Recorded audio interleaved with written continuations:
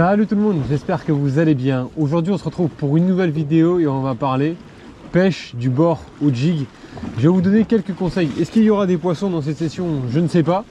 Mais les conseils que je vais vous donner, c'est vraiment des conseils qui vont vous permettre de rentrer du poisson dans cette technique de pêche qui est vraiment extraordinaire. Il y a quelques petites subtilités, quelques petites animations, surtout une qui se détache clairement des autres, vraiment. Et que ce soit pour pas que pour le maquereau justement. C'est une technique qui va vous permettre de prendre du bar, du lieu, si vous êtes sur une zone où il y en a, du maquereau, et après voilà, tout ce qui reste, un chinchard, orphie, etc. Donc c'est parti. Le premier truc déjà de cette vidéo, c'est que clairement elle peut se pratiquer avec une canne, pas forcément canne à leurre, même si vous allez avoir quand même plus de sensations, etc. Mais je vois beaucoup d'anciens encore pêcher à la mitraillette. Et parfois la mitraillette, va pas se cacher, ça va faire 4-5 macros, 4-5 macros, et ainsi de suite. Mais parfois la mitraillette, on va faire 0. Et si on met juste un jig au bout, ça va mieux nager, ça va être plus présentable et on va faire du poisson. Donc on n'est pas obligé systématiquement d'avoir une canne à leurre, même si c'est mieux. Moi j'utilise, quand je pêche au jig, une canne à leurre, clairement, en termes de sensation, de plaisir, ça plie rapidement. Un maquereau, ça devient un beau combat. C'est vraiment extraordinaire. J'utilise les mêmes combos que j'utilise pour le bar. Juste ce qui va changer, quand je suis sûr de pêcher exclusivement au jig, au lieu de mettre une agrafe normale, je vais mettre une agrafe avec un rolling. Pourquoi un rolling au niveau de l'agrafe? Parce qu'en fait, quand on pêche au jig, ça tourne. Ça tourne, ça tourne. Et si vous avez l'intention de pêcher pendant 1h30, voire 2 heures au jig, vraiment faire vraiment que du jig, vous allez pouvoir vriller votre tresse. Bon, ça se dévrille en général, mais on risque de l'abîmer, on risque de la fragiliser, etc. Donc, si vous avez dans votre petite boîte à accessoires, moi que j'ai toujours avec moi, quelques agrafes avec un petit rolling, c'est un gros plus, vraiment. Pas pour pêcher au leurre. Pour pêcher au leurre, j'aime pas ces agrafes là, mais pour pêcher au jig, il n'y a rien à voir, c'est beaucoup plus efficace. Et en plus, on préserve notre tresse. Ensuite, pour les jigs, il y a vraiment une multitude de choix dans le marché maintenant. Si je peux vous donner des conseils, au lieu d'avoir ce que je faisais à un moment donné, du slow, des rapides, etc., ayez une gamme avec différents grammages. Si vous pêchez dans peu profond, la phase de descente est hyper importante, mais ça, on va revenir dessus sur l'animation. Vous prenez des jigs légers, 7 grammes par exemple. Et si vous pêchez dans des zones de profondes où vous avez besoin de vraiment descendre dans la couche d'eau, etc., vous pouvez monter à 45-60 grammes. Voilà. Après, c'est nos limites en termes de jig. Moi, dorénavant, depuis cette année, j'utilise l'Espe Jig de chez Fishes. Vraiment un superbe jig. Et j'ai cartonné pas plus tard qu'hier avec ce jig-là. Et pour les couleurs de jig, là, je trouve que c'est quand même important. Il y a le rose qui fonctionne très bien. Le blanc qui fonctionne très bien. Et toutes les couleurs qui vont être argentées, bleues. Là clairement ça fonctionne vraiment fort. Sachez que la pêche au jig, c'est une pêche quand même qui est relativement visuelle. C'est pas la pêche qui va émettre le plus de vibrations dans l'eau. Donc en général, tout ce qui va émettre des flashs, qui va flasher vraiment bien comme il faut à la descente, c'est un gros plus. Je vais commencer avec un Espe Jig en 25 grammes. En général, je préfère commencer un peu plus lourd qu'un peu plus léger. Pour l'unique et bonne raison, qu'en pêchant un peu plus lourd, je vais balayer et prospecter plus de colonnes d'eau. Dans le sens où, lorsque je vais faire mon animation, que je vais vous montrer après, et que je vais laisser mon jig papillonner, vu qu'il est plus lourd, il va papillonner sur une plus grande distance. Donc ça va me permettre de mieux cibler à la profondeur à laquelle se trouvent les poissons. Après, une fois que j'ai réussi à trouver, je sais pas moi, à chaque fois à 4-5 mètres sous la surface, je fais du poisson. Pour être sûr de rester le plus longtemps possible à cette profondeur-là, je vais descendre un peu en grammage.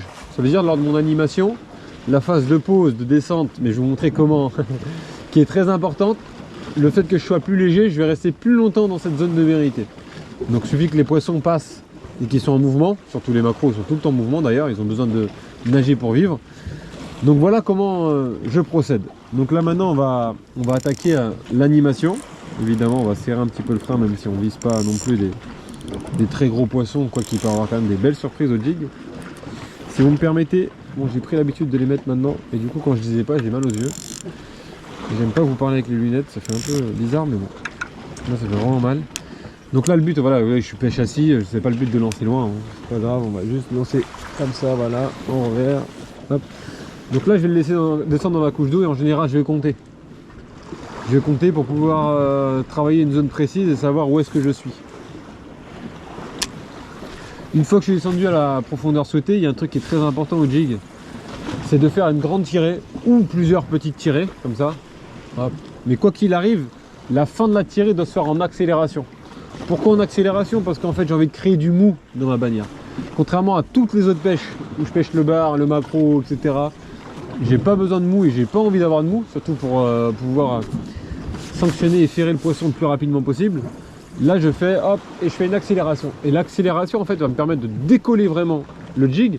Et moi je vais descendre ma canne plus vite que ma tresse. Et en descendant ma canne plus vite que ma tresse, je crée du mou dans la bannière. Et là pour moi c'est là que le jig nage clairement le mieux. C'est redoutable cette technique, redoutable. La pêche au jig ça a été pour moi une pêche qui m'a permis de rentrer une multitude de poissons au début que je pêchais au leurre. Vraiment. D'ailleurs sur un spot ça m'a permis d'être accepté par les anciens.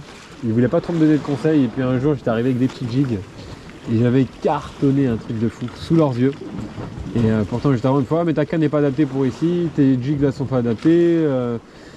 Enfin tout n'était pas adapté et le lendemain ils étaient avec des petits jigs, des petites cannes, etc. Et c'est la bonne époque. Et du coup à la pêche au jig ça a vraiment été une pêche pour moi et c'est toujours une pêche redoutable, une pêche de plaisir, une pêche de surprise. Parce que voilà on peut toucher tellement d'espèces différentes que c'est vraiment un gros plaisir hein, cette pêche. On peut toucher de la vieille, du maquereau, de l'orphie, du bar, du lieu. On peut tout toucher, vraiment.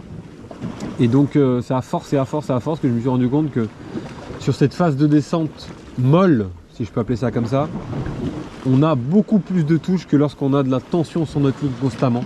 Clairement beaucoup plus de touches. Et du coup voilà, hein, comme je l'ai dit, pour ce faire c'est clac, et une accélération et je descends plus vite. Voilà, clac, une accélération et je descends plus vite. Voilà. Hop, une accélération, voilà. Et hop, une accélération et je descends plus vite. Et une accélération et je descends plus vite.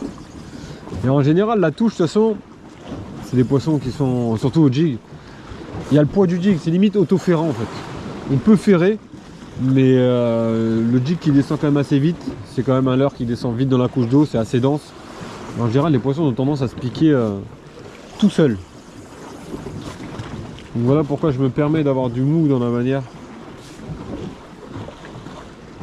Ça lui permet d'avoir une nage mais totalement libre, quoi. Il descend en papillonnant. Et ça c'est très productif. Certains me demanderont, certains vont me dire sûrement dans les commentaires, à partir de quelle profondeur on peut pêcher au jig.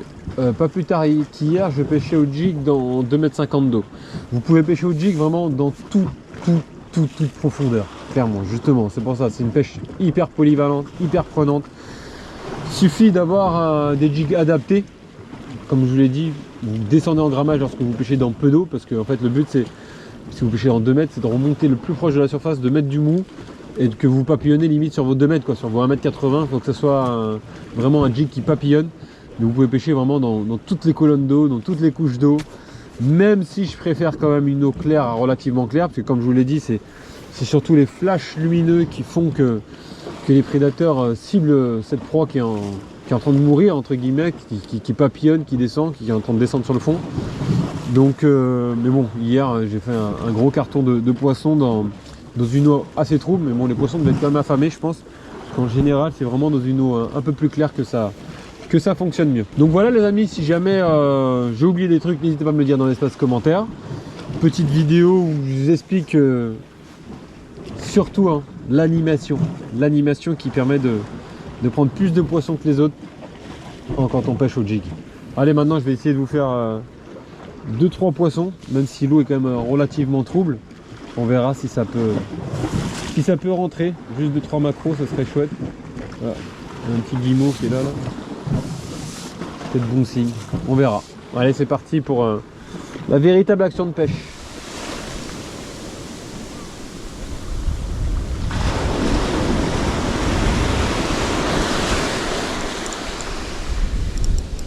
Oh, super.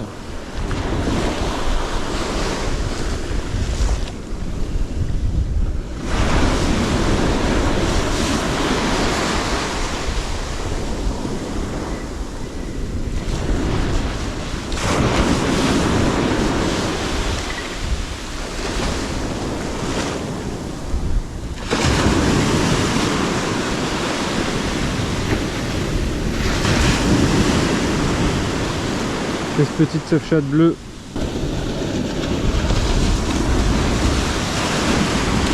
Là. Autant de grandir.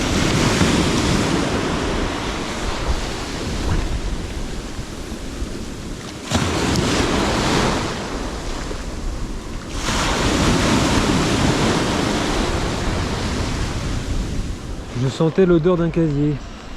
On va essayer de sauver la petite araignée qui est dedans. Même si je crains le pire pour elle.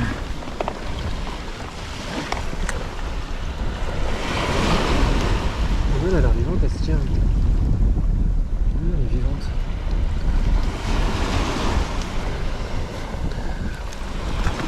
Il est vivant. C'est un mâle.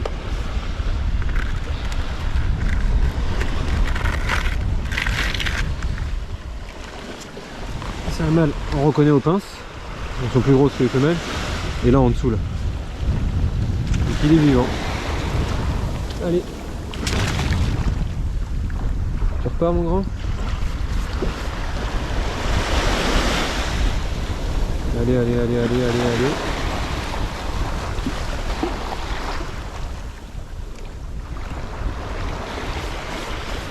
Ouais, si ça avait été un gros homard, je l'aurais gardé. J'espère qu'il n'y a rien sous le sable qui s'est fait ensabler. Bon, le vent il n'est pas vraiment orienté comme je l'imaginais, comme il l'avait annoncé. Waouh! Waouh! Waouh! Trop mélangé les amis. Oh, le bonheur! Oh là là, c'est un petit poisson.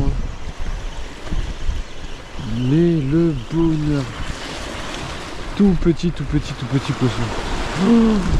Oh le bonheur. Ah rien à foutre là. Celui-là il compte pour 1000, il compte pour un gros 95. Oh le bonheur. Eh oui, superbe. Ah il est minuscule mais vraiment ça fait hyper plaisir, je vous jure. Vous allez vous demander pourquoi je montre un bar de cette taille là. Mais parce que lui deviendra gros et parce qu'il me fait vraiment hyper plaisir, un truc de fou. Et je l'ai fait avec les petites soft jerk. Donc avec une petite bacourie en tête, nickel. Allez, l'armise à l'eau les amis. Il a le droit à son petit bisou lui aussi. Hein. Super. Allez. Tu auras de l'eau dans pas longtemps. Hop. Magnifique. Oh voilà. Ah vraiment. Le top du top.